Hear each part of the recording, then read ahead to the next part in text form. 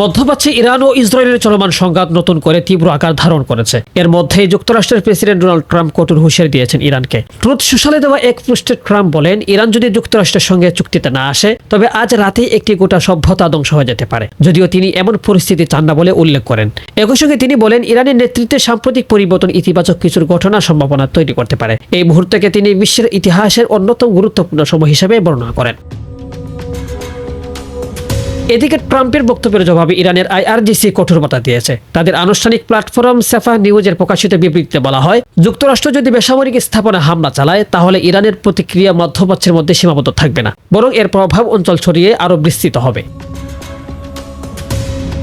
এদিকে আন্তর্জাতিক গণমাধ্যমের বরাতে জানা গেছে, সাম্প্রতিক সময় ইরানের বিভিন্ন স্থানে হামলা চালিয়েছে যুক্তরাষ্ট্র ইসরায়েল। মার্কিন বাহিনী খারক দ্বীপের সামরিক স্থাপনায় হামলা চালিয়েছে বলে অভিযোগ। ইসরায়েল দাবি করছে তারা ইরানের রেললাইন, সেতু এবং সামরিক অবকাঠামো লক্ষ্য করে আঘাত হেনেছে। কিছু বিশ্ববিদ্যালয় এলাকাতেও হামলার খবর পাওয়া গেছে।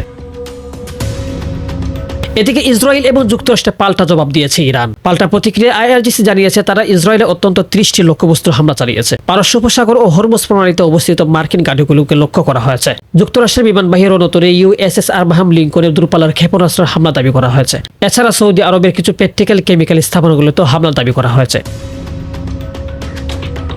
উত্তেজনা বাড়তে থাকা ইরানের নিরাপত্তা ব্যবস্থা জোরদার করা হয়েছে। দেশটির কর্তৃপক্ষ বিদ্যুৎ কেন্দ্রগুলোর নিরাপত্তায় সাধারণ মানুষকে মানব প্রাচীর গড়ে তোলার আহ্বান জানিয়েছে। এদিকে স্ট্রেট অফ হরমুজ খুলে দেওয়ার জন্য ইরানকে নির্দিষ্ট সময়সীমা বেঁধে দিয়েছে ট্রাম্প, যা পরিস্থিতিকে আরও অনিশ্চয়তার দিকে ঠেলে দিয়েছে। এদিকে বিশ্লেষকরা বলেছেন, চলমান এই সংঘাতে যে কোনো সময় বৃহত্তর আঞ্চলিক কিংবা বৈশ্বিক সংঘাত রূপ নিতে পারে, যা বিশ্ব নিরাপত্তার জন্য বড় হুমকি হয়ে দাঁড়াতে পারে।